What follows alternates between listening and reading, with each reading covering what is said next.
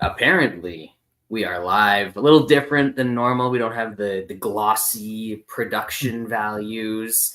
I'm sad to say that Sean is in fact deceased. The Oilers did it. They'll They do it. killed him last night. They did it to the poor kid that came out to their playoff games, and it was like, you remember basketball, where he's like, Yeah. "Are you gonna hit like 3 home runs for me, Coop?" And that kid was like, "Are you gonna win a playoff series for me, Oilers?" And then if you don't, I'm gonna die. And then he died, and now they did the same thing to Sean in the season opener. Wesley, you're here though, in spirit, I assume. Not there's no corporeal form happening here. How are you? Yeah, I mean, no more grow room. I got out of the grow room. I'm in the other room now. Yeah, finally got the old PC together. Still haven't purchased a webcam though, so no cam on the old redneck here, but you do get to hear the sultry sound of Those this. dulcet tones. Yeah. Yeah, Love it. doing good, man. Glad to be back. Been off a few weeks from the show. Yeah, I have like kind of become a quasi Oilers hockey fan over the past couple years, and You have? Yeah. man, I do not know how. I guess I do because I've been a Browns fan for like 25 years too, so I can I can kind of understand it, but man, to have like maybe the most talented hockey player ever, and then like another dude that's probably a top Top 5 hockey five. player in the world, and to blow that series last year still is pretty disgusting. But man, to open the year like they did is I know, shout out to our boy James Lynch. Big Vancouver fan. So I think he was enjoying it. And then yeah, I mean a bow just went crazy last night. So it's never a bad thing when a bow goes crazy. But I Bo know our Fafo? bow for foe. Yeah, I mean that was some Bo Jackson level type stuff last night. Bo knows But go. our boy our boy Alex Moretto that does a little hockey show. He tweeted the real Bo, our Bo, that the old McDavid rocket prices might go up a little bit here in the next couple of days with Matthews getting a yeah, hat trick. Austin Matthews, That's the and one. then the old Bo on Vancouver scoring 4. So Yeah. yeah, Yeah, yeah. I don't think there's too much concern that Brobo is going to beat McDavid in the Rocket, but Matthews getting out to a hot start could give us a very nice price. So, and just bringing it all back to the beginning here, you sound fantastic. I'm not sure if it's because I'm not distracted looking at you, but you sound great. I'm sure that the people are enjoying it. Well, I mean, I told you before the show, I did go out and buy some good equipment. I'm too stupid to make it all work properly how how I wanted to. So hopefully it sounds decent. Sounds decent. I'm more of a podcast guy anyway, so it's up my alley. And that allows me to move over to the other tabs and talk about the fights that happened, fights that are going to happen, the bets we won, the bets we lost, the bets we cried about. But before all of that, Wes, Cool. great news. Maybe. No, it's going to be great news. Maybe not everybody is going to be roided up under the new system, but we got some USADA's out. Some bullshit is coming in that the UFC is overseeing, or I don't know, a third party that's probably just the UFC behind 16 shell companies. Yeah. But there's going to be some steroids happening. I mean, it's wonderful. It's the best news I've heard in years. How do you feel about this? Well, I mean, if anybody's fucking listened or followed my Twitter for years, and look, I'm not like necessarily like pro like fucking horse roids or anything. I think this whole thing was a sham. You know what I'm saying? And if you had the resources to get by this shit, you could get by this shit. You know what I'm saying? It just it more hurt the poor fighters with no resources to get the good drugs. Those are the ones that got caught. Yep.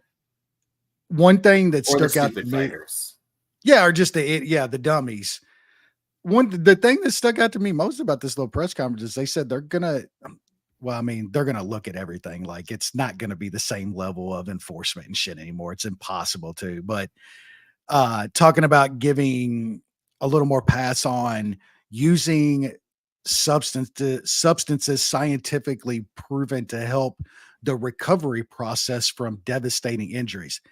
That's huge. That's important. Those are that's where I think we're lost in the sauce. You know what I'm saying? Like you should be able to go out and find those methods that are like those things aren't necessarily going to harm you in the long run. They're not giving you a performance enhancing. If that's how you feel about a clean sport, it's not taking it into the cage. It's healing from injury. It's healing from wear and tear and shit. I've always been perfectly fine with that. I really don't give a fuck personally. Like, I don't care what guys fighting in a cage are doing, me personally. You know what I'm saying? So like, there's so many things. I haven't really listened to the arguments that people have for being like, oh no, like I don't know, fighter safety or something. Like this isn't Rocky 4 where Drago starts injecting drugs and his punch power goes up to 9 billion. yeah, Like that's not how it works in real life. Most of the stuff that people are going to be using are a stupid shit like cosmetic shit. Like, Fat Tim Sylvia used to use back in the day because he didn't want to be so fat. And B, things that are going to help them train longer, train quicker after injuries, train harder. And honestly, that's going to result in better fights. yeah, You know, yeah, absolutely. you can't sit here and watch this sport for years and claim that you're concerned about fighter safety. Like it's just It's really a joke, ain't it? It's an yeah. absolute joke to get on that kind of soapbox. It really is. And even more so us who bet on this shit. Like, I'll be honest, I don't really care about fighters' health and safety in the long term. Would I prefer if it is taken care of and they're looked after and all that stuff? Yes, but if they're not, I'm Well, still watching. I'm not going to lose any yeah. sleep. I watch it for the violence. Look, I do care about that, me personally, but it's not happening Better now. man than And me. well, it's not happening now, and none of us have And it's stopped not watching stopping this you. shit. You know what I'm saying? So, Yeah. like, yeah, I can't be like that almighty dude that says I'm gonna stop watching MMA if they don't start paying them more because it's just not my place. If I just tweeted about it, if they're dumb enough to where they won't fight for their rights, like I'm not gonna fucking try to boycott some shit because you won't fight for your rights of a fighter and paying shit. Yep. I mean the main thing to me about the USADA is just all the shenanigans. Like Luke Thomas has talked a lot about it on and on for years. The just look at the shit with Josh Barnett, the shit with John Jones, the shit with Tom Lawler. I mean, they did Tom Lawler dirty. That man lost 2 years of his career was pretty much done after he lost 2 years there. Um, on top of it, all the shit about them showing up like before weigh-ins and drawing blood off of guys cutting weight. That shit is nonsense. And I get like you have to do like very stringent shit, whereabout type stuff when you want to be like have it like legitimate because If it's going you're to be not like in the Olympics or something like that. but Like, like old boy said, Nowitzki even said in this press conference today, most everyday sports, the Olympic level testing doesn't work for them. It's different. Like they compete way too much. You know what I'm saying? To have the type of stringent testing that Olympic athletes do. Olympic athletes are competing small amounts of time at certain times. It just doesn't work for like MMA and even other sports. I mean, I'm glad to see USA DA go. Look, if you are one of those people that think everybody should fight clean, like I'm not knocking you for that, but please don't pretend like certain guys could get away with it and other guys couldn't. We just watched why this all just went up in smoke is because they Exactly. wanted Conor McGregor to be able to get away with it. You know what I'm saying? Like, don't pretend like Conor isn't juiced out of his mind. We all see what that guy looks like. Now he's absolutely juiced out of his fucking head. And they wanted an exception to be made for Conor because he makes fucking boatloads of money. And everybody, like, even the people that are like clean sport and this, they want to see Conor fight. They all are like, why isn't this fight being made? Why ain't Chandler and him fighting and stuff? There's just so much contradiction going back from the people on both sides of it. And USADA as an organization and shit are just, they're clowns. I'm glad to see them go. If the UFC wants to try to put something else in, I know they're talking about that the one people that they do the NCAA's testing and some other people's testing. You're going to get away with it. You're not going to be able. The way they do it, you're not going to be able to stop all of it. And like I said before, maybe it's a little problem that guys are shooting horse roids fucking in the back, walking into the cage. But when they're using most of this shit, like we just talked about, most of this shit is used for recovery. It truly is. It's to be able to be back in training more, to train longer, to train harder. That gives you a better sport. And if there's, like they said, if there's things out in the world now with the scientific fucking discoveries and progression we've made, if there's things that can heal guys from like devastating knee injuries and shit, like you couldn't do stem cells here for years. You had to go down to like Mexico or travel to Germany or some shit like that and they were proven to literally be a medical fucking breakthrough to heal fucking injuries. We didn't allow that here. That's still not allowed in like testing protocols and shit to use stem cells to heal injuries. That's moronic. That is fucking stupid. That shit doesn't hurt you. It doesn't give you a competitive advantage whatsoever. But it was banned. Same thing with like the IVs.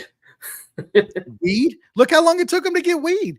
The IVs, like after weight cuts, not being able to take a fucking IV bag. What are we doing? That's all that is fucking hydrating a dude to not fucking have his brain bouncing against his skull. Like guys are gonna cut that much weight regardless of if you give them IVs or not. So you might as well give them IVs. Let them rehydrate. There's just things like that was so ass backwards that we're never going to change with USADA. And you know, my main, like I said, my main problem with them was how they treated the fighters, and then like the shit with like tainted supplements and shit like that we know happens, and we know like the shit like John Jones got popped for, the tainted shit that they have. Some of that shit can stay in your system for your life. It never goes away.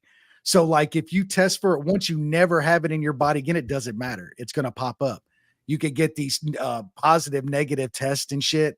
It's just a shit show, man. I think we're just all, we don't have like, I don't know. Me and you are kind of on the same page where we're like, let these dudes do whatever because they're going to do it anyway. The ones with money are going to get around the testing. The ones that don't have money and the ones that are just stupid are going to get caught.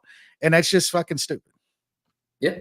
There you go. Well said. And if you don't want steroids in the sport, stop watching now because they're about to come back more than they are in every now. sport. They are, man. They really and are. If they're not like steroids, it's something else. That's probably better. Yeah, it's not what it used to be, man. Like even the days of Victor Conte and the shit that guy came up with, we are levels beyond that now. I mean, we're so far beyond that. What Victor Conte was doing 15 years ago with Barry Bonds and shit, like we're way beyond that shit. It's just a different world, man. But like, I'm not gonna knock somebody that says I want a clean MMA sport. Well, guess what? It's not clean. It's never gonna be clean. And if you feel that strongly about it, stop watching. But literally, you should not watch it if that's how you feel about it. Period. Yep. You're not a realistic person. Anyway, that was fun. But we're going to move on to some other stuff that's fun. I mean, normally we just go bottom up, but we got to start main event here. Ladies and gentlemen, we got him. All right. We got him. Finally got that fraud, Grant Dawson. It was a long time. It was not how I expected it to go. It was a long time coming. It was a bunch of money lost. Probably not enough made back on this one just because of the way I played it. But damn, it felt good. Wes, King Bobby Green. I mean, apt after this performance. He can be the king of, I don't know, Kansas City or wherever the fuck Dawson's from. Yeah, I mean, look, we've talked a little bit about Grant Dawson's abilities, but the chin has just been a little questionable, man.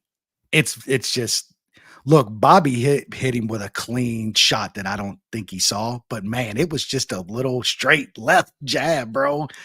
And it was also Bobby Green. Yeah, and it's they can't knock out Tony Ferguson. You know what I'm saying? Like, yeah, man, plus 400, plus 425, something like that.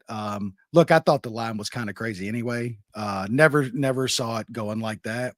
I think that we're gonna get it. Bobby's gonna get a step up though, and we're gonna get a dumb price to fade Bobby Green in his next fight or very soon, because Bobby Green is still Bobby Green. He's gonna do dumb shit. He's gonna fuck up. But this was a good one. Grant Dawson was ripe. We planted him a while back, and it's nothing like harvesting a nice. Yeah, took a little bit. Worth it though, very worth it. Yeah, Bobby Green has like simple rules. If he's a big dog, he doesn't get blown out by dudes. I know the one exception was the mac and cheese, but that was 2 weeks after another fight, and he was obviously just there for another paycheck.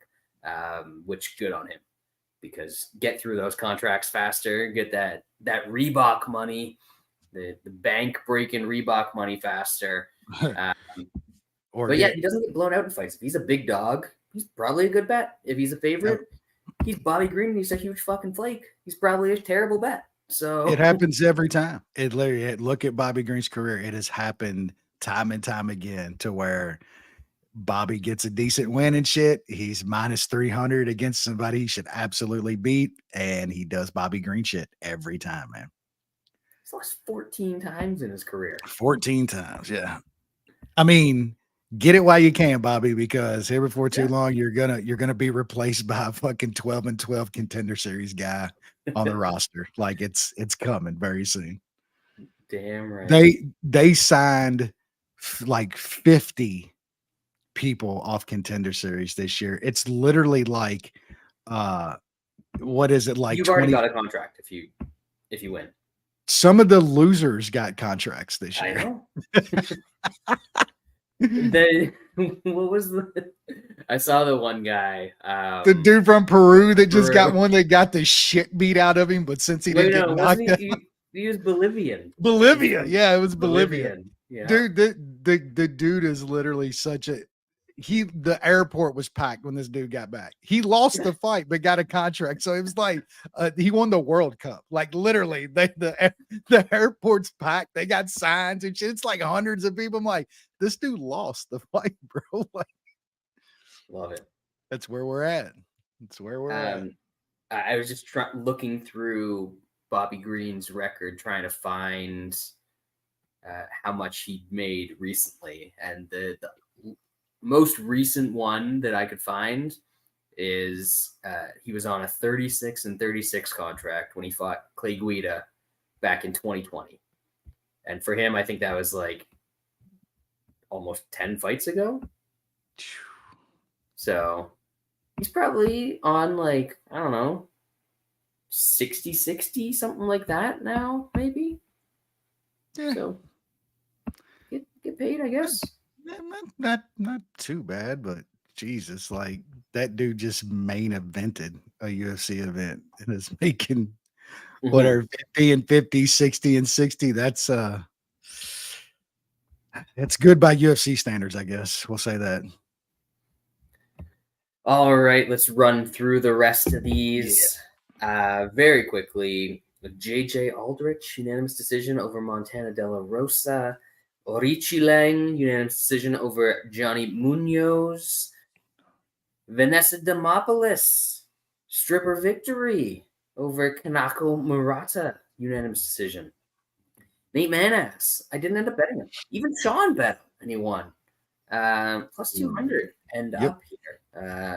First round TKO over Mateus Mendonça. Karolina Kovalkiewicz, unanimous decision over the Belbita breakfast biscuits. Those were the prelims, Wes. Thoughts on anything there? Yeah, the Demopoulos decision was one of those horrid decisions again. Had a little Nate Manass, plus 215, I believe. Not a bad spot there. Nice. Had a little Carolina. You did like that one. You mentioned that one. I mean, I you weren't on the show, but yeah. I parlayed her early on because she was like minus 145 or something like that. I put her with the handsomest ever a little later on the card. But man, she ended up getting down to like minus 130 or something like that, minus 125 before the fight. So I added some more. That was just a crazy line, I thought. So yeah, not too bad on the prelims. I think the only bet that I ended up on the prelims was the dog walk parlay, which was the over in Aldrich Demopoulos and Carolina fights. Easiest money you've ever seen. Easy. Plus 115. Didn't watch a minute of it. Love it. Main card. Bill Algeo, unanimous decision over Alexander Hernandez. I guess no longer leader of the free world. He's out. He's jail. Drew Dober, first round TKO over Ricky Glenn. That was a beatdown. That was I mean, not fun for Ricky Glenn and his family and his corner, but it was kind of fun for the rest of us to watch. Welterweight division, Joaquin Buckley, unanimous decision over Alex Morono. And the co-main event, Joe Pyfer, arm triangle in the second round over Abdul Razak Al Hassan. I was dumb on this one. I put $25 on Al Hassan round one. It was like plus 900. But then I put $10 on Piper submission round two, which was 2,600. So that was all right. But yeah, I didn't post it, so I'm a fraud. Didn't happen. So they're actually going to take the money out of my account because I didn't post it. So that's how it works, folks. Wesley, thoughts on those? Yeah, the Algeo Hernandez fight, it didn't necessarily go how I thought it was going to go. Like Algeo kept a decent pace, but fought a lot more distance than I thought he was going to. It worked. I can see why he did. He pieced Hernandez up pretty good until like the last round, which is kind of wild. Like Hernandez, I think maybe won the third round. I had the under in that fight. I just thought Algeo was going to put a way more pace on Hernandez and would tire him out, or Hernandez would catch him early. And Algeo's chin held up, man. Hernandez clocked him a couple times, man. I don't know what to think about Algeo. I think he's decent.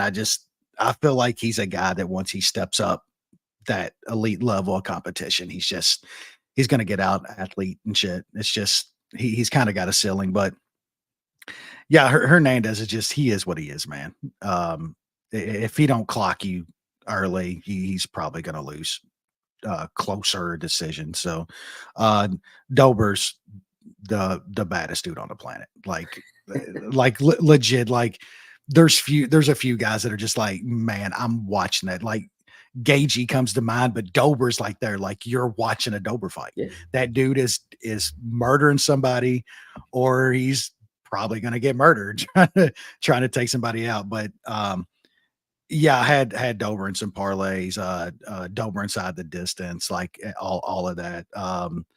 Yeah. And then Yeah, man, I don't like Buckley. I don't like that dude. There's just something about that guy I don't like. Wasn't he Morono just calling went. for like a top 10 opponent or something Yeah, after this? he's out of his mind, man. Like, Hey, give it to him because he's the kind of guy that because he kicked the guy once, we yeah, might get a decent line if he's fighting a decent person. yeah, and Morono just I don't know. I bet Morono on this spot. Same. He was over 2-1. I think you got to take anybody in that area of level of fighter against Buckley at over 2-1, and I probably will continue to do that, and probably going to lose a couple more times. I don't know. Morono just seemed. I don't know, man. I guess he is what he is. He did what he usually does. Buckley fought okay. I'm gonna get Piper too. I'm gonna get that guy. One of these days. The hype on this dude, I just don't. I don't really get it. Like Alisson is not good, and he was in. He had some spots in this fight. You know what I'm saying? Alisson is a what, like 38-year-old, Yeah. well blown up welterweight who wasn't It's really good at welterweight. He just knocked a couple dudes out very quickly. 12-6 now, blown up welterweight, 38, and Piper still was having some problems with him in spots. You know, like not that he was ever like out of the fight or anything, but um I just look the hype on Piper's getting a little crazy. I think that's all I'll say on that. He is massive as a middleweight, though. Huge, yeah. I Dude's mean, enormous. look at That's the about couple it. of the guys. I will say the middleweight division is starting to get some just intriguing dudes. Like, of course, we got Bo, but look at Bo Nickel, look at Joe Piper, look at the size of these fucking guys at 185, man. They're massive, man. Yeah, I still think Piper is what he is, though, man. Like he's not. I don't see the I don't know. I don't see where he's just gonna break through and be like some great middleweight or something though. Maybe I'm wrong, but when Alisson was getting shit off on him and stuff, maybe he'll improve. You know, the guy hasn't got like elite level training for years and years. Maybe that changes. So we'll see. Yeah. Yeah. Anyway, that does it for UFC Vegas, whatever that was. So now we can move forward to UFC Vegas, whatever this is. 82? I don't know. I'm gonna say 82. Wow. I don't know if that's right, but it's close. Somewhere in there. Anyway, headlining this one, Sadiq Yusuff, Edson Barboza, Good fight. featherweight Good fight. flight. Yep. Another card where like basically everything is under 155. If they're gonna continue doing the Apex cards like this, I kind of want them to do these lower weight class fighters, kind of make them like old WEC cards. I mean, they can't do anything close to that, but that idea, and then just mix in the occasional absolute slop fest because you gotta have that every once in a while. I don't know. 12 fights on this one. We're gonna kick it off. Women's strawweight division. Ashley Yoder, Emily Ducote. Wes, are you excited about this one? Are you pumped? I mean, one of these chicks is like 1-4 in her last 5. I have no idea how she's getting fights. Hasn't fought in like over 2 years. So like I don't know what Yoder's got on fucking Dana. The old Ducati bike is coming off 2 losses. I don't there's no side I want in this fight. I will say that you got an over here that's around minus 325 or so. You need a parlay piece. These chicks are going 15 minutes, like straight up. Fight goes distance is around minus 300. Like they're going 15 minutes. I don't want nothing to do with this fight. I'm gonna probably pick the old Ducati bike. Mainly because Yoder's been off for fucking 2 years and is shit, but minus 400 is fucking nuts. And that's the part I can't get on board. Yeah, it's nuts, Like, bro. she has one win in the UFC against Jessica Penne in 2022, and she's minus 400. Like, I know wild. she's like her other fights were against decent competition, but like Angela Hill and Lupe Godinez are not the top of the division, and she lost both of those. So, I mean, she should win because Ashley Yoder is not good, but damn, that's crazy. Just crazy price. But yes, over. Also, she's minus 400 and her decision is minus 175. Yeah, that's crazy, bro. Anyway, bantamweight division. Chris Gutierrez, Alateng Heili. Another somewhat wide line. Any thoughts here? Yeah, I don't have a strong opinion on this fight. I will say that the old Alateng Lee man usually gives a pretty tough out in fights, man. And if Gutierrez can't like land that strike that hurts a dude, I mean, we've seen his fights lately that he's finished, he's looked good in. One was the ghost of fucking Frankie, and then the old Dana Batgirl. But then guys that he can't get out of there, Felipe Corrales, split decision win, lost to Pedro Munoz, different level of fighter, no doubt. I just will say that I think this line is a little bit wide. I'm not rushing out to bet Alateng, but I mean, Alateng decision is plus 500. I think if he does win, I'm not sure he gets Gutierrez out of there, but if this goes 15, I think we could see some kind of fluky fucking cards, some close stuff here. So if I bet anything, it's probably going to be Alateng by decision around plus 500. Um, haven't locked it in, haven't locked anything in. Just a lean. If I want a little action, that's probably the way I go. Alateng will probably be a pick. I just think Gutierrez is all right. Man, when he can't get guys out there, when he doesn't have like a huge striking advantage against them, he can be in some close fights. And Alateng is a tough out. I think he can make us close. I am very much on board with you, and I am probably going to end up with a little play on Alateng. Maybe we'll go half money line, half decision. Decisions around plus 500.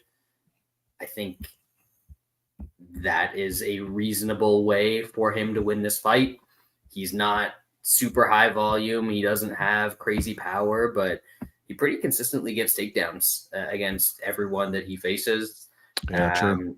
And Gutierrez kind of consistently gives up takedowns. He throws a lot of kicks. They can get caught and just turn into scrambles, stuff like that. So, yeah, I think like Gutierrez might calf kick him 3 times and he might be gimping around for the rest of the fight. It might be the worst thing you've ever seen in your life. But if that doesn't happen, this is a close fight. Like Gutierrez is not great. So I'll take a little shot on Alateng Heili. Women's bantamweight division, Irina Alekseeva taking on Melissa Dixon. I have not heard of either of these ladies. I'm sure they're tremendous at what they do. No opinion. Whoever the dog is, that would be my pick. Wes? I sort of remember the Irina chick because she did get a knee bar a little bit back. Actually, that fight was on my birthday this year, but maybe I'm not remembering that right because I'm That's why sure I you've was. got a fuzzy memory of it. Yeah, I'm sure I was pretty hammered. Yeah, I will say the only thing that I'm not touching any side in this fight. I have no idea. But there's a chick fight with an over 2.5 that's sitting at like around minus 135 at some places. And think it's always worth kind of looking at a total on a women's fight when it's that kind of price. So I might look a little more into that.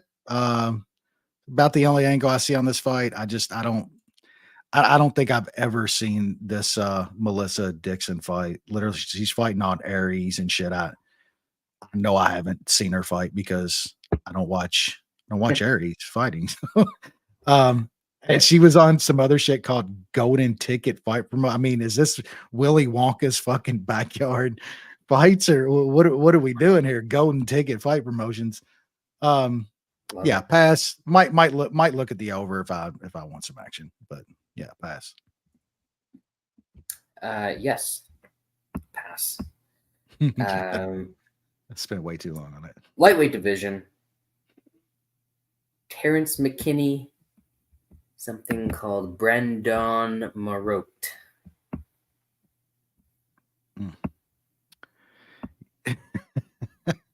Is this I think this guy might be Dana looking for a fight guy is who this guy is. I'm not 100% sure, but I it's don't like know short. if Dana's ever been to the old combat zone. Well, yeah, he's one of those New England dudes that trains up there with those guys. So, Dana's gonna let any bum from up that area get a shot in the UFC, but yeah, this has like McKinney destruction written all over it. Props aren't out yet on this fight, but when they come out, of course, we'll be looking at some McKinney round one, something, see what the price is on it.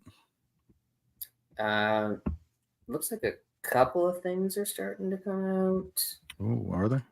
Oh, no, it's one of the errors on Best Fight Odds where it just like populates some bullshit in there. Oh, no. Terrible site. Yeah, like I've had pretty decent success flipping back and forth between McKinney round 1 TKO and round 1 sub.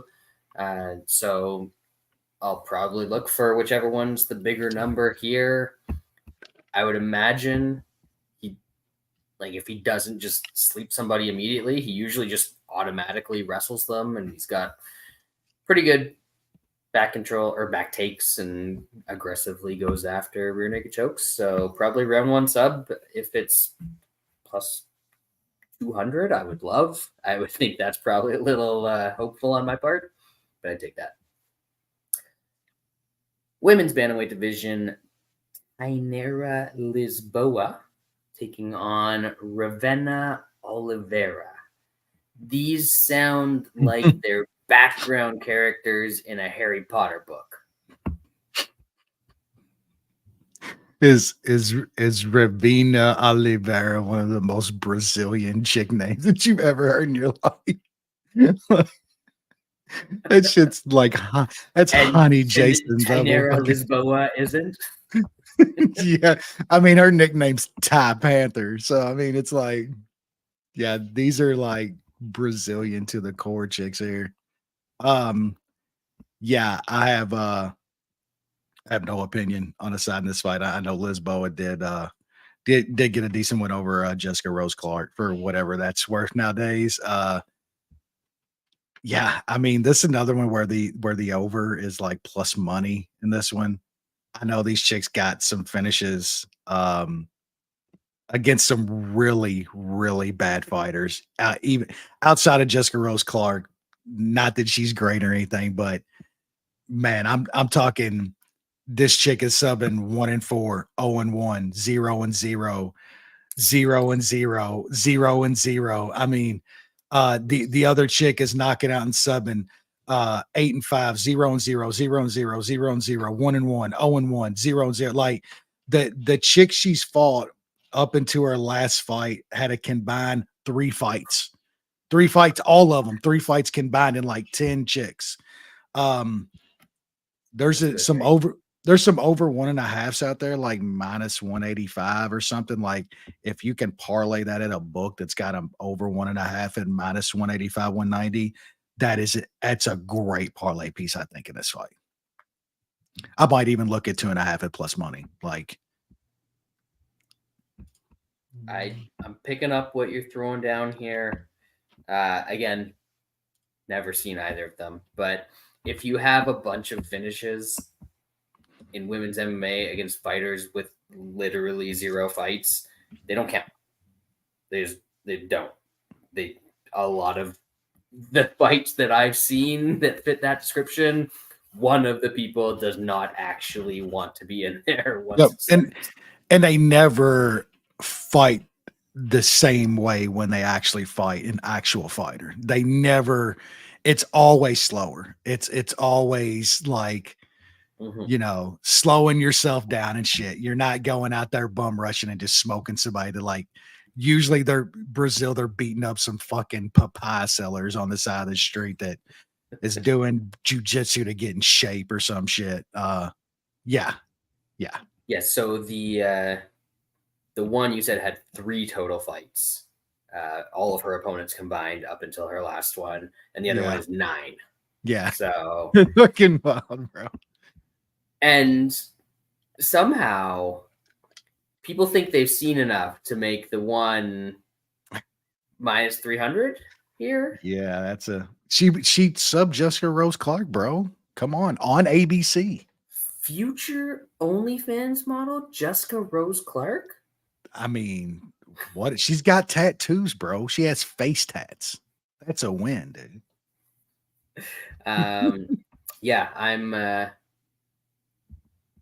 on board with the over 1.5 if that's a decent price, but I'll probably just not bet this fight. I don't know, maybe the underdog by whatever her split decision price is, if it's like 1,400 or something crazy. The only place that I really see the over 1.5 right now is Bovada anyway.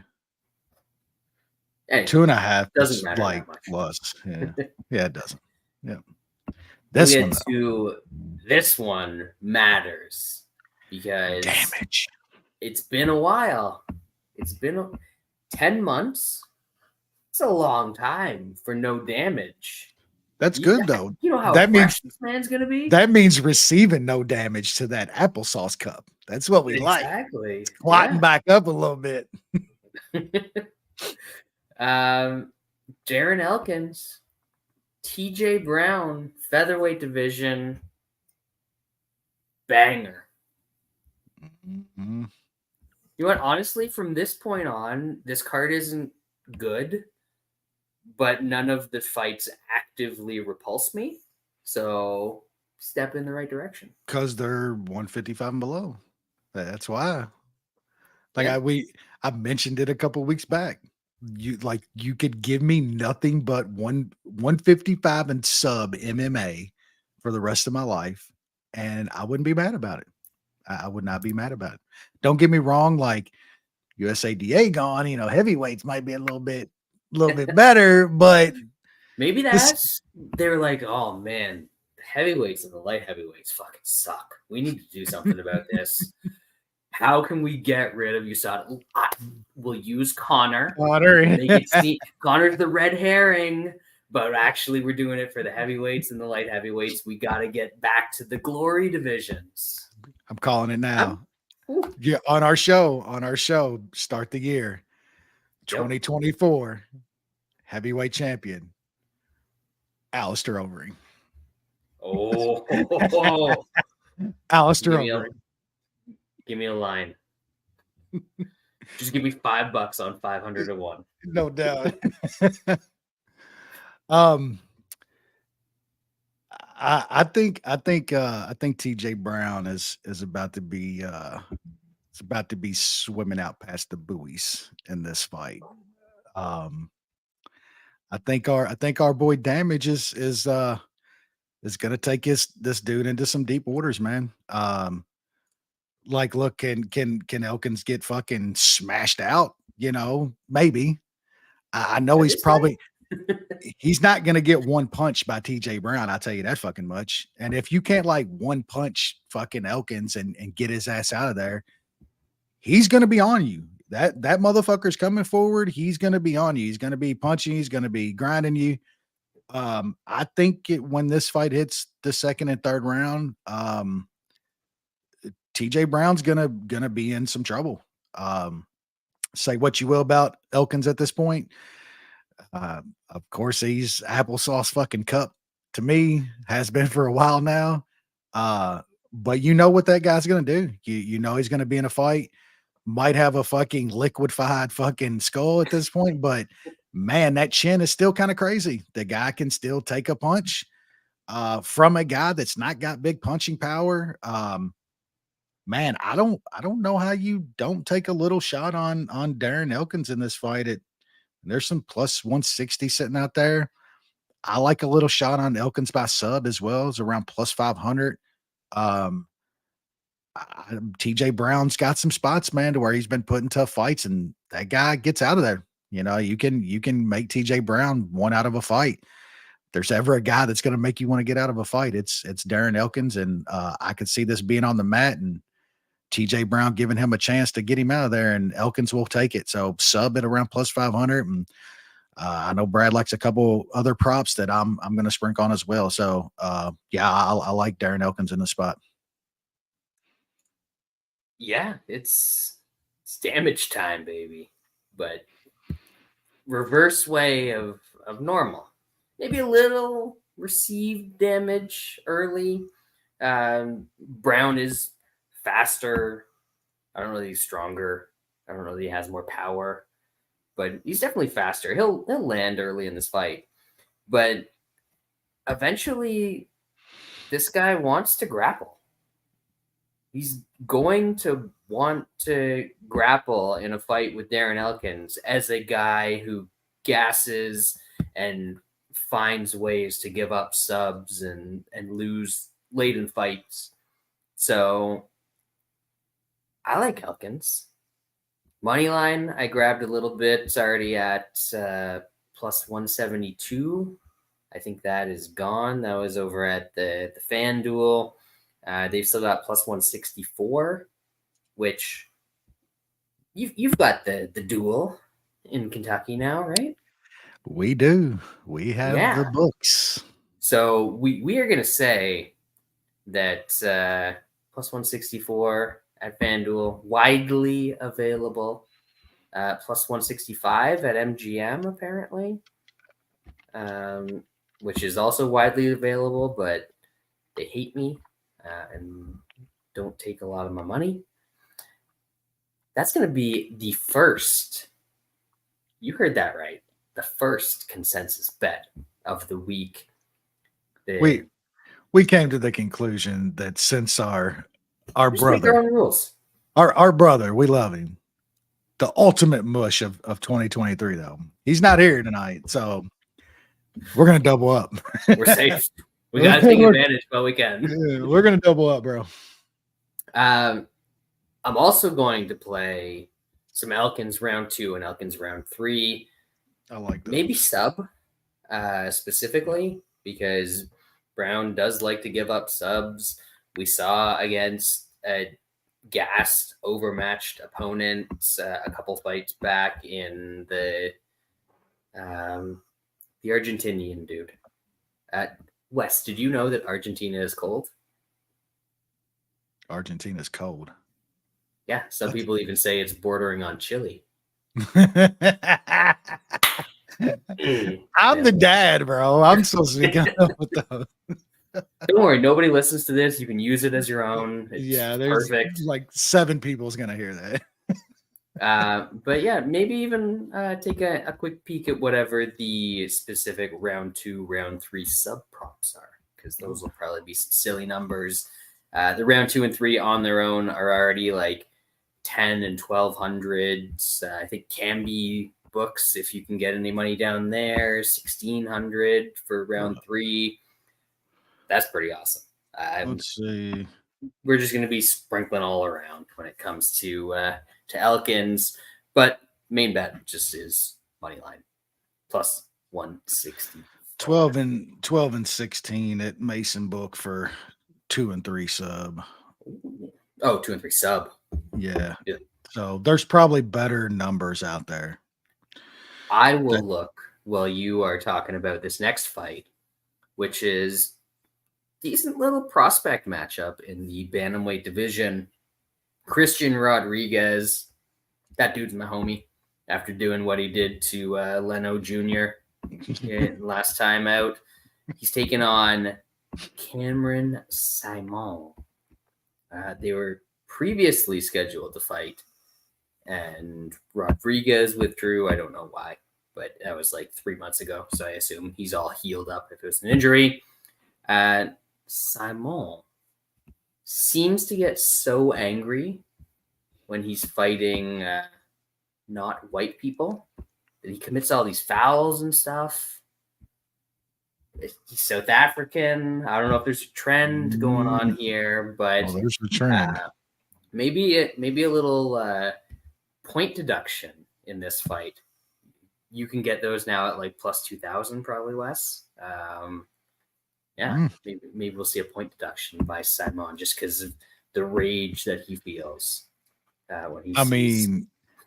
if it's like 90% of the refs in MMA, no, because you can like grab That's why it's plus 2,000. It might be missing a zero nowadays because that shit drives me so crazy. What drives me crazy most now is when it's like a blatant cage grab that a ref looks at and they say and sees. They go, like, don't do that. Huh. Well, they'll say like Herb, even Tuesday night, Herb did it to one, but he goes, don't grab the cage. Bro, he grabbed the cage. What do you mean? Don't say don't grab the cage. You just watched him do it. Like he should literally lose position, something, like do something about it. You're warning him after the fact. Like you can't like, all right, I'm gonna shoot this guy, but like I'm gonna be warned after the fact, not to fucking shoot this guy. You know, it's fucking stupid, bro. I know people talk about like a 10 or like a half point system for scoring. I wonder if they made point deductions half a point, if refs would be more willing to do it. Because then one doesn't necessarily decide the fight or like take a fight that was going to go a certain way and turn it into a draw, which is what they seem to hate with point deductions and 10-8s and all that sort of stuff. But maybe if they made it half a point, they'd be more likely to take a first point. And then if you take a first point, the guy does it again, which he usually does if he's cheating, you can take another one and you can actually start to see them add up. Yeah, like it's actually I like your thinking, because taking a half point is that like serious hard warning to where you don't get any more mistakes, to where now we don't know how many warnings you get. It just varies. You know what I'm saying? Like one time you might get 2, you might get 3. This is your hard warning, and then this is your final warning. The half point, and then the 2 that happen after that. Yeah, exactly. And in the half point is almost like this is your final warning. You do it again, you're going to be You've lost a point. I like that. I'm even more so like, don't even need to take a point if you just grab the cage or up against the cage and a guy is pulling on you, put him on the ground, put him in mount, like something like dramatically to change to penalize you. You know what I'm saying? You're not going to lose the fight necessarily, but put him in a very bad position, you know? I think mount's a little extreme. Let's go half guard. Yeah, just something advantageous for sure. I like that. We just got to do something, man. Like it changes fights. Literally, like some dudes want to get on the ground and work. One little sneaky cage grab, man. And I'm like, you're going to get away with that shit. But when a dude's looking right at it, don't warn him after he just did it. Do something about it, you know? That'd be nice. Anyway, this is a good fight, but we should break it down. Yeah, should be fun. Christian Rodriguez is on the Christmas list after working over that big jaw.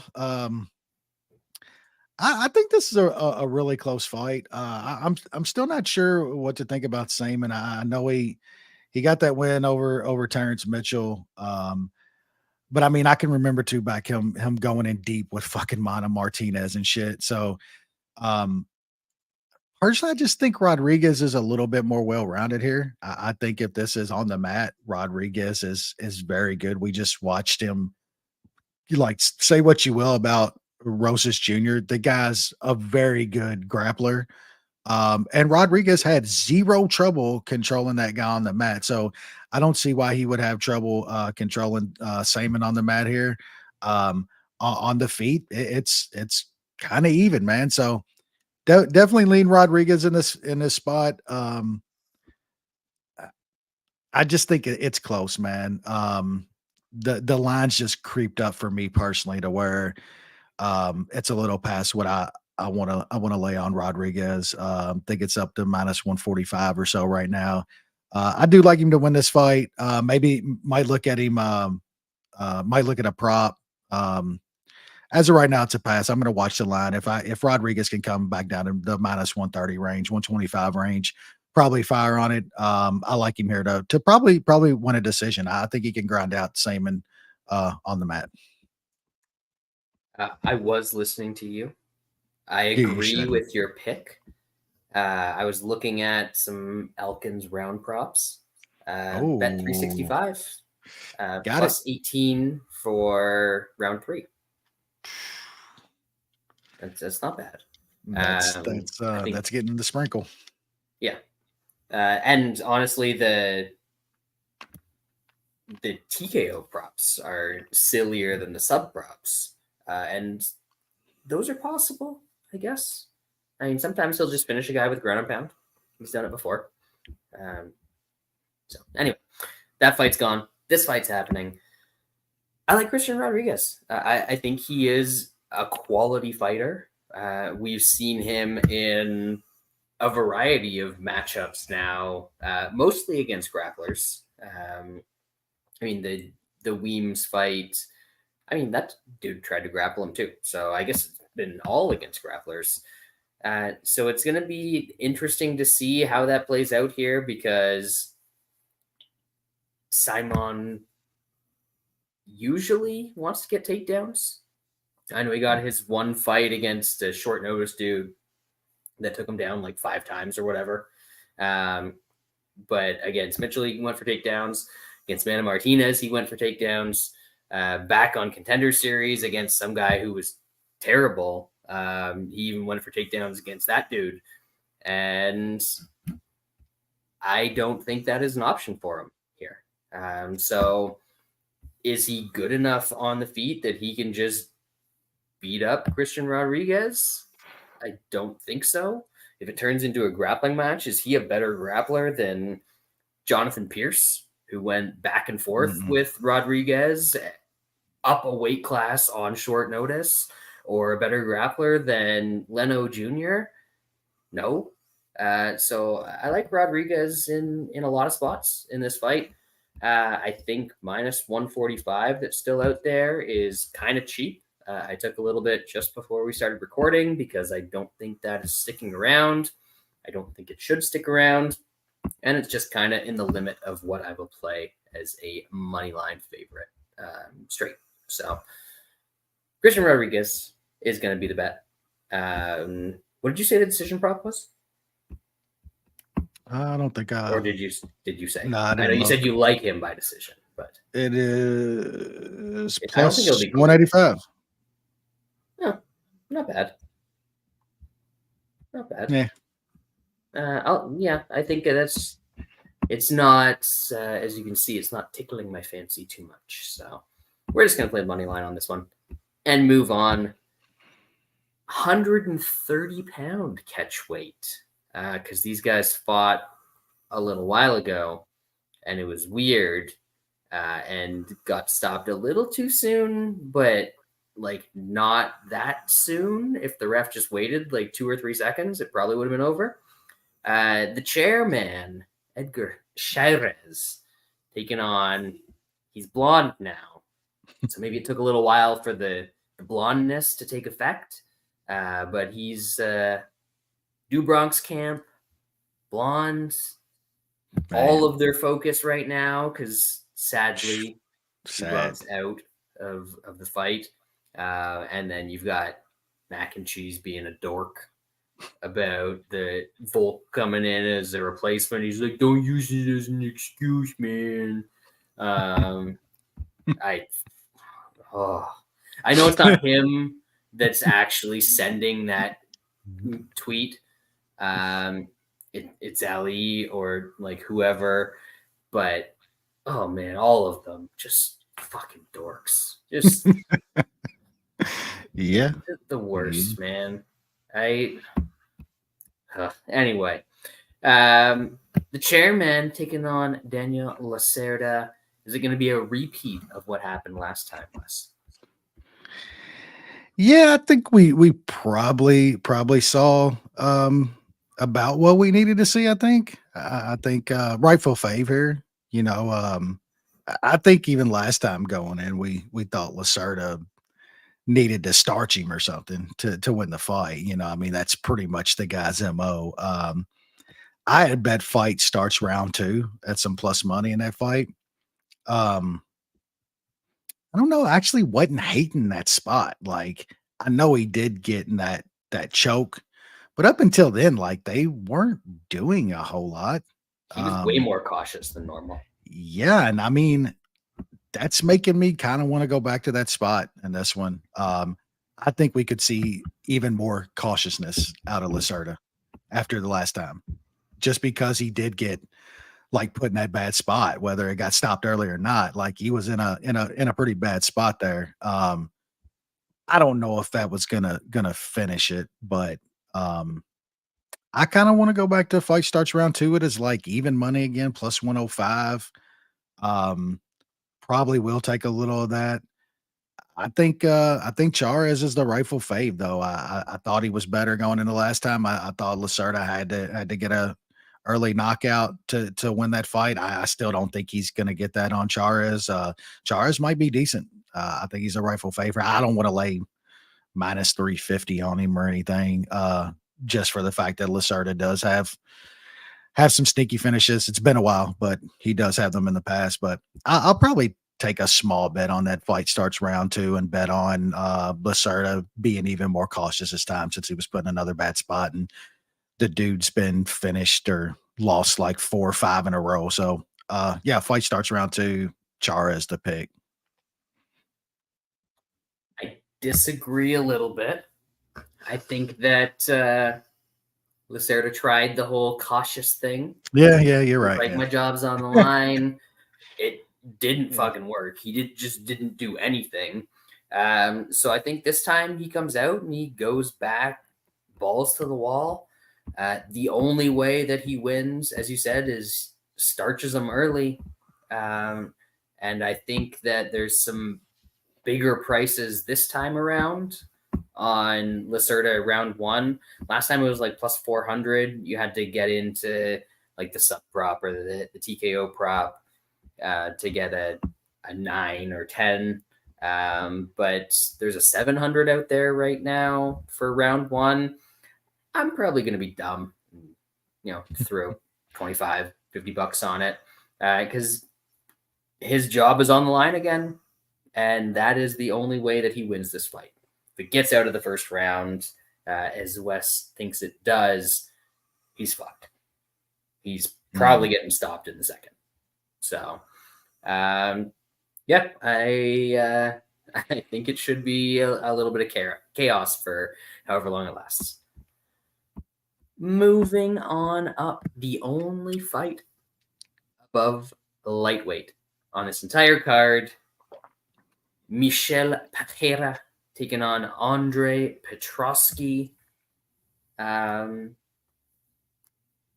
Weird kind of middleweight fight, but I guess sure, yeah.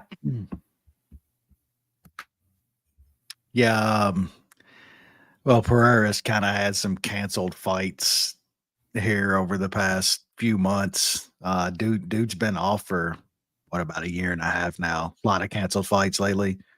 I feel like this is like a short notice one too. I believe. Yeah, it was supposed to be the Barry U. Yeah, Marc-Andre Barriel. Yeah.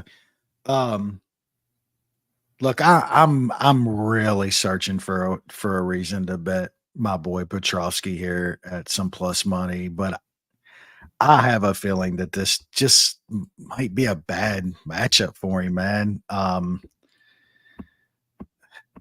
That fight against Meerkat, man, on the feet was not a good sight at times, man. I know Meerkat has boxed a couple dudes up, but we're shocked every time he does it because his striking just isn't good.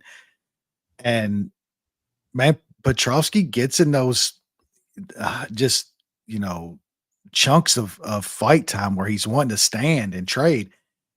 I mean, Pereira doesn't throw a lot, but man, he's more technical than Petroski. He's got kicks. Um, Probably gonna leg kick Petroski a lot.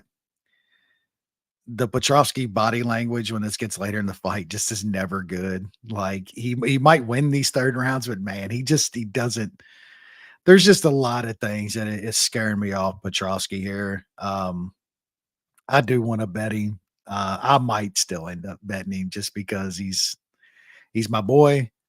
Um, I just think this might be a bad matchup for him, man. Not trying to lay minus 200 on Pereira. It's at the point with that guy to where I mean, you don't know, man. He's going to split decisions with fucking the ghost, the pontoon ghost and shit. Like you never know. Decisions with feel how who everybody knocks out now.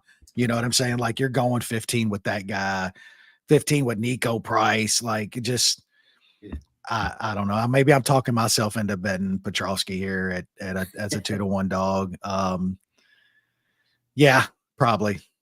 It's going to be close though, man. Maybe a split here might be a way to look at it. So I think we're going to have just some close toss up rounds, man. So yeah, picks definitely Petroski. We'll probably talk myself into a small bet on him as a 2-1 dog against a guy that's just in close fights nowadays. The dude changed. He flipped a switch at a certain point.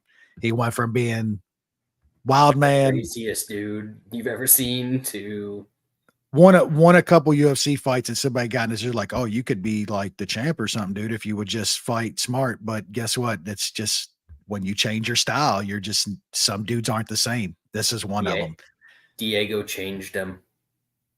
Yeah, yeah, Yeah. The DQ.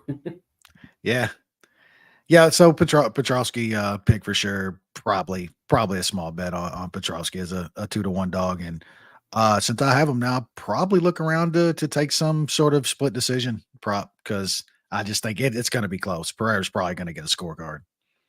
That's not a bad call. I think it could be either guy that's getting a scorecard if they are going to decision, and I do think that it probably goes to decision. Yeah.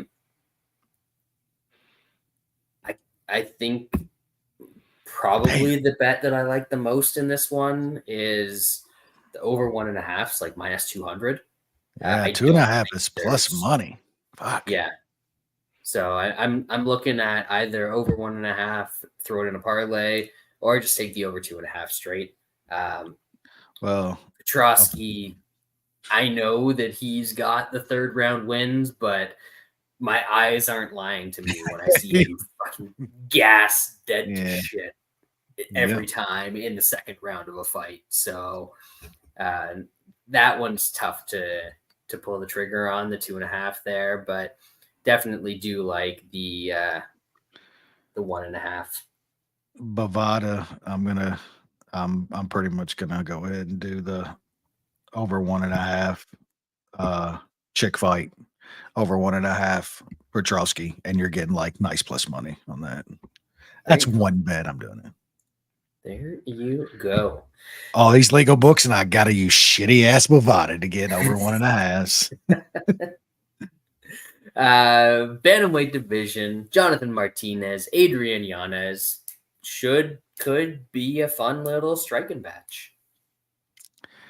Yeah, this is a pretty interesting fight. Maybe some implications for like some rankings and shit here. Jonathan Martinez has been on a pretty decent run, man. beat Saeed last time out. Got the Cub Swanson when I know Cub's a little older, but Cub's a tough out most fights still. Think he's got a couple good wins. Look, I was very high on Yanez. Thought he was on the pad after just smoking Tony Kelly, one of my favorite fights of last year. That was nice to see the old racist fuckboy to get his shit pushed in. Then Rob Font, man, just fucked our boy up and made it look kind of easy. It's still Rob Font. I know you want to say something, right? Rob Font, his face started to like blow up a little bit because it always does in fights. He's got like the most brittle cheekbones and orbitals that you've ever seen in your life. But then as soon as he started to land on Yanez, yeah, I think that's a little bit of difference here because Martinez is probably not going to throw as much as Yanez, but man, Martinez has some sneaky power, and I just think it's not Rob Font power. Don't get me wrong, but it's enough, and I just think if this kind of day in scoring, man, Yanez landing 4 or 5 jabs and a little body shot is not going to outscore Martinez landing some big hooks and shit.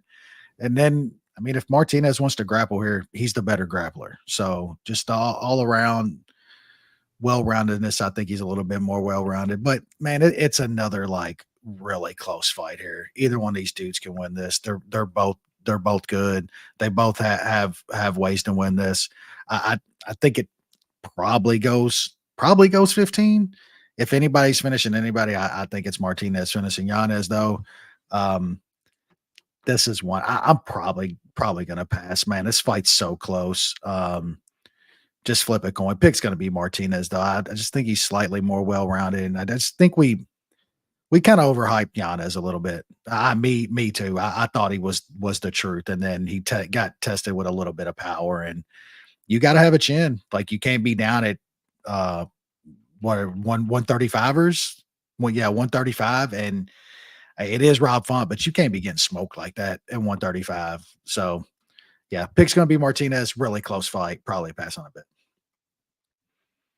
Yeah, I find this one tricky as well. I think that Pick'em kind of seems right. If I have to pick who I think is the better fighter or the better striker in the way this fight will happen, I think it's probably Yanez. And if somebody does get a finish, I think that'll be Yanez as well. I don't know. I just saw Jonathan Martinez get absolutely clocked by Davy Grant and can't get it's Davy fucking Grant, bro. Come on.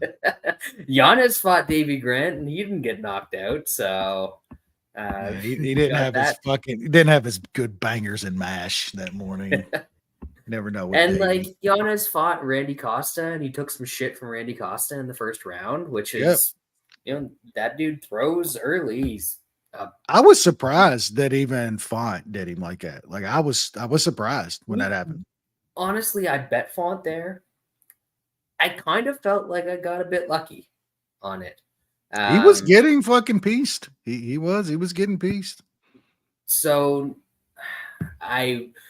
everyone was definitely way too hyped on Yanez going into the Font fight. Like there's no way Font should have been plus 160 or whatever he was in that fight. But now he's dropping down a decent amount in competition. Like Jonathan Martinez is solid, but he's not Rob Font. And he's even money. So I don't know. It kind of feels like we're overcorrecting a bit. I lean towards Yanez as the pick here. I think that there's probably going to be a finish because both these guys seem to have a bit shaky chins. I just think that Yanez usually gets off to decent starts, except against Randy Costa, who nobody gets off to a good start against, and probably gets Martinez out of there. So Yanez will be the pick. Don't think I can bring myself to bet it for this one. Co-main event, women's flyweight division. Jennifer Maia, one time she won a round against Valentina Shevchenko because Shevchenko tripped, and then they laid there the rest of the round. She's taking on Viviana Rougeau. It is a barn burner. We've been clamoring for it, Wes. Tell me about how much we've been clamoring for it and what will happen. Well, I mean, the over is like minus 500. So we know it it's going sounds like you're saying that as a joke. And I don't have it in front of me at this very second, but it's got to be right? It's right. I mean, it's 475 in some spots, but Mason book is 500. Yeah. Look, Maia is just absolutely horrendous. Like she fucking sucks. I thought Rougeau was gonna be better than what she is. I guess the loss to Grasso isn't bad at all in hindsight.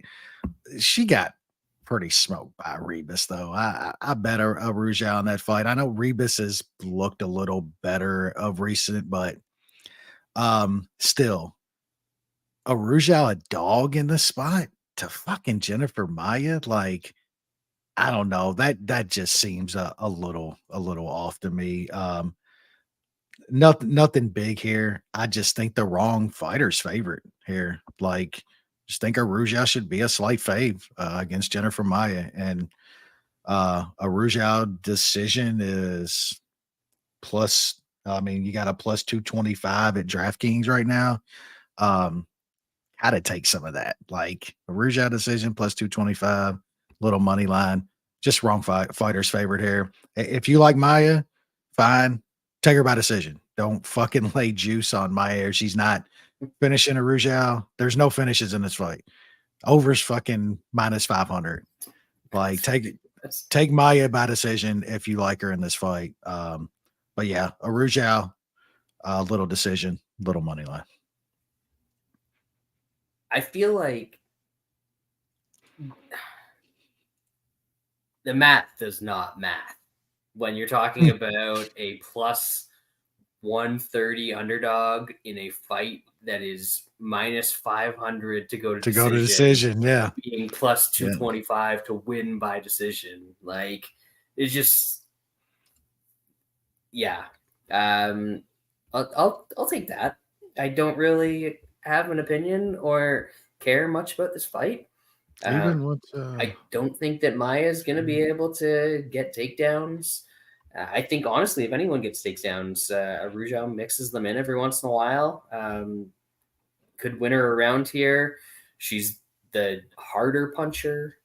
She's probably a little bit cleaner with her striking. So, yeah, we'll take a Rougeau by decision. That's it's not something that we hate.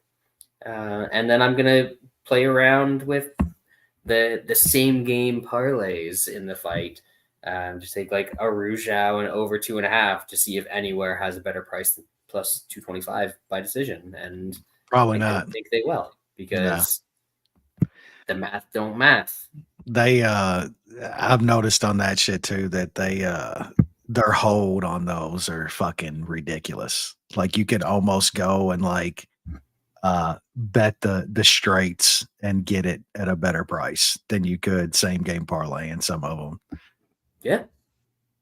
I try to use, those legal books are fucking crooks, man. They are. Get them for what you can on any shit they give you, because their hold is just absolutely. They're trying to take it everywhere else. The dude that runs Circa, that's on Twitter, that interacts with everybody and shit, like a dude tweeted at him, was like, because they opened in Illinois, they're online and all that, and dude's like, you're not giving no free bets, no bonuses. Well, you ain't getting my business. And he was like, we want your business that we give you the best odds and the least hold on any bet you'll make at any other legal book. And the dude literally didn't get it. He had no clue what he was talking about. He was like, put a parlay together. Look at what you get, the odds, the payout from us or any other book. You're going to get paid more from us on your same parlay. And dude's like, well, I don't care. You're not giving me $100 to bet for free. He's like, there's no saving you, buddy. There is no saving you, man. It's true. And Yep. unfortunately, that is way too much of the market that's out there right now. But Yep. it's the way it is. There was a point earlier where you noted that I wanted to say something. And the thing that I wanted to say is that, speaking of taking books for everything you can, the Pereira Petroski fight to go to split or majority decision. Just the fight. You don't have to pick who's going to win. Plus 700. Yeah. Where's that? DraftKings. Oh yeah. That's the bet. For sure. And even like, again, math, not mathing. Learn how to do math if you want to like bet on sports, any sports. It doesn't have to be MMA, and you want to like do it reasonably well. It helps to have just basic math. Because individually they're like plus 1,100 and plus 1,000 to win by split decision. But then either one of them is plus 700. I think math. What are we on? Main event. Main? Yeah, not bad. We've taken a while, but we've had some stuff to talk about. We've got on some tangents tonight. Yeah. Featherweight division. Sodiq Yusuff, great breakdowns. I feel like he definitely watcher of the MMA analysis, listener of the MMA analysis, perhaps. Well, he's training, maybe. I don't know. You know. But the way he does the breakdowns on the fights that nobody cares about, the same way we kind of do. He's stealing our shit. Yeah, I feel like we're looked at a different way for doing what Yusuff is universally loved for doing, you know. Right? We're those wiki cappers that don't do tape study, but Sadiq is just like the most funniest dude you ever. Yeah, come on, biting our bit. Yeah, good fight here. Look, I just think this is about as good a matchup as Barboza could hope for at this point in his career. Like, there's not going to be many dudes that like they're going to give him young and up and coming dudes. Like, he's that guy now. You know, he's kind of the watermark to see if you can move up into that upper echelon. You know, they gave him old Billy Q last time, and Barboza does what Barboza does. Now this is a little bit different of a test, but I mean, I don't think Barboza's got to worry too much about fighting off takedowns here. Even if he does, maybe once or twice, Yusuff ain't got the takedowns to Yusuff ain't gonna want to play there anyway. Doesn't have the volume that's gonna put a pace on Barboza and tire him out. Like, we've seen Barboza get a little bit tired later in fights when guys can put a pace on him and stuff. I think this is gonna be almost like an older classic kind of kickboxing match, to where you're gonna see big heavy strikes, 1-2 at a time. And who does that probably favor in this? Like, an all-time great fucking MMA kickboxer, and Edson Barboza. So at this kind of price, at you know, dog money on Barboza again, there's some plus 145 out there. I think you got to take him in this spot. I mean, if Yusuff catches him with something and gets Barboza out of there, not shocking, man. At this stage, Barboza's been in a lot of fights. He is older. I don't think that happens. I think Barboza is still the all-around better technical kickboxer. We see some body shot shit again. I mean, I'm not going to be surprised. Just did it to another younger dude, Billy Q. So yeah, like Barboza. Didn't look, but what's Barboza by decision? No, it's a 500. I know it's a 5-rounder, but both two very, like, Yusuff's a durable dude though, so I think it's going to be a slower fight too. So little Barboza by decision might not be a bad look, but definitely some money on. It can be is plus 850. Yeah. DraftKings plus 800. You can probably get down a few bucks there. Yeah, So not bad. Not bad. That's a solid price. I too like Edson Barboza. Yusuff isn't gonna wrestle him, so he's not gonna tire him out that way. He doesn't have a high volume on the feet, so he's not gonna tire him out that way. It's just gonna be a range kickboxing match. So not only does Yusuff want to look for the knockout, I think he kind of needs to look. Like, if he doesn't get a knockout here, he is not winning this fight. He does not throw a lot of volume. He hasn't ever, his Contender Series fight was one of the early Contender Series seasons, and that was a hell of a fight against Mike Davis. He's never come close to doing anything like that since then. I think he had a pure kickboxing match with Saaiman Marotte, who is like the fraudiest kickboxing Muay Thai fraud of all time. And I know he that very much started to tilt in his direction late in the fight, but it was a close fight early on, and it was another one where he had to rely on dropping a dude to win the fight. I don't see it with Yusuff. I think that this is going to be two guys standing in front of each other at kicking range, trading kicks, and one of the guys is probably a top 5 kicker in MMA history, and the other guy is Sodiq Yusuff, who is good and can do some cool shit, but just not great. So I like Barboza. The chance of a knockout, obviously he can pull one out from pretty much anywhere. That kind of scares me away from the decision, but that's why it's plus 800. I think I'm just going to stick with the money line here. We're looking at plus 140s, a little bit higher, plus 143 at the old Mason book, 142 DraftKings. That is going to be the second consensus bet of the week. Deuce. That's right. Edson Barboza getting it done one more time.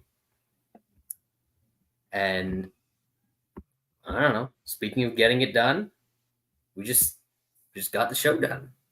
Yeah. That's it. A little long, but I ain't been on in a few weeks, man. I had to. Haven't been on. We had to, talk about Grant Dawson getting knocked out in hilarious fashion. We had to talk a lot about the steroids, obviously, because they're awesome. We didn't even do a eulogy for Del Bronx or Usman for that matter. It's too soon. Yeah, that's fine. Whatever. What the fuck? Look at the fights getting booked that far ahead, but Usman and Gumshot, when's that happening? That's in Abu Dhabi. They replaced Paulo because he had elbow infection or something. Yeah, Usman's fighting him at 185 on 10 days notice, bro. He's gonna die. What is he doing? They're just bringing all these dudes into Saudi Arabia.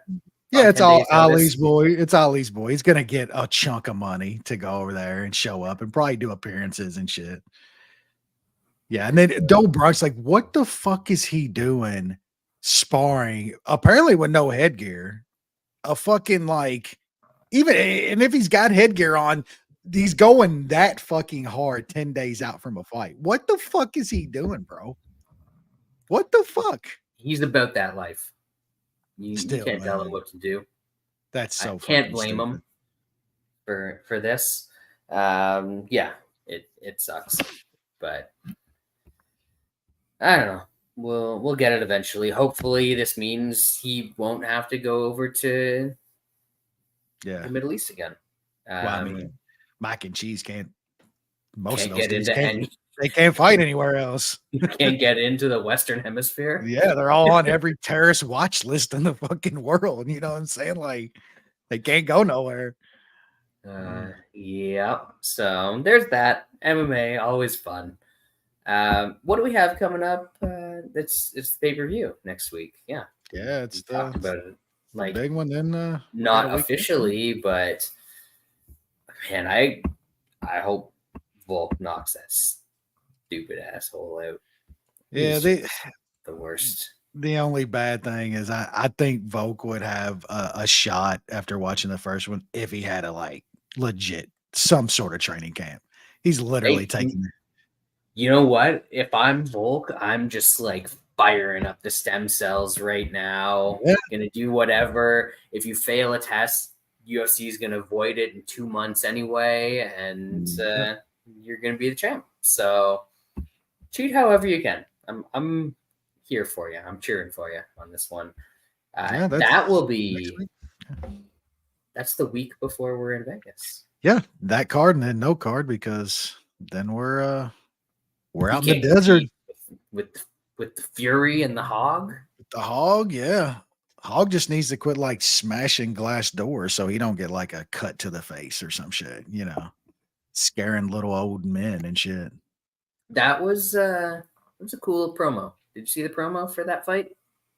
Yeah, actually, when boxing gets it right and shit, and I know like this is boxing. It's still kind of a circus fight, but when they get it right, man, there's nothing like a build up to a big fucking, especially a heavyweight title fight. There's just nothing like it. Yeah. And honestly, if you were going to have anybody to try and make it seem like an MMA heavyweight champion had a shot in boxing, it would be a dude that looks like Tyson Fury. So yeah. And I mean, if you're gonna do this too, I'll say like you got the baddest man on the planet. You know what I'm saying? Like you're not pulling some football player, some Greg Hardy or something to go box Tyson Fury. He's boxing the baddest man on the planet. You know, a dude that maybe doesn't know how to throw the best boxing punch, but he sure as hell knows how to throw a punch. Yeah, and when he lands them, he literally has the biggest power we've ever seen on a man walking the fucking earth. So it's gonna be interesting. He's gonna do it. He's gonna knock Tyson Fury out. Hey, what's fucked up is that's how bad Robin Black was off. That like you're way more on with that one than he ever will be. You know? That is true. LR, honestly, I don't even know what sport Dylan Dennis and Logan Paul are supposed to be. Is it like a boxing? Is it MMA? Is it like a pro wrestling match? I don't know what they're supposed to be doing. I have literally no clue. Logan Paul is just probably going to box Dylan Dennis's face off. It's going to be hilarious. And I usually bet the actual fighters against those dudes, not this one. Mike Dylan Perry Dennis isn't an actual fighter, so Mike Perry literally fucking starches either Paul brother, Dylan Dennis, probably all on the same night, like straight up. They're not fighting him. Logan Paul ain't fighting Mike Perry. I don't care how much that dude said. Like he really didn't want to fight Dennis after all that shit with his wife and shit. He ain't fighting Mike Perry. There's no fucking way. Everybody around him's like, no way, bro. Shut the fuck up. You ain't fighting Mike Perry. Not happening. Yeah, I don't follow any of that, but sure. I hope it's entertaining. Logan Paul, I watched one wrestling match that he did. He's actually pretty fucking good at the wrestling. Most people I've seen said that he's not horrible at the wrestling. That he's got a career in it now, pretty much, right? Yeah. There's like this crazy picture of him and another dude. They both like springboarded off the ropes, and there's a picture of them like in air about to like the movie poster pose of two superheroes flying at each other. It's basically that, but in real life. It was pretty cool. Didn't he already like headline some big shit or something? Or was like I don't know if he headline, but he was on WrestleMania and all that sort of stuff. So good for him. No interest in him boxing, wrestling, doing whatever. Apparently, Dylan Dennis hit him with a microphone. That's Oh man, I did. some broke ass Diaz throwing water bottle shit. I read there was some shit happening with Hawani and shit today, but I didn't fucking watch it yet. Damn, that's wild. Yeah, that whole thing's been actually kind of funny. Like Dennis has just been going at old girl, and they took out like a restraining order on him and shit. Like he's releasing fucking shit. I've got a baseball game on the back. We'll wrap this up. I think we're about done. We'll sign off. I don't have the outro music, which is what usually prompts me to wrap shit up. So we appreciate you for listening. We hope you tune in next week for UFC 294. And this was fun, Wes. We're gonna end off the old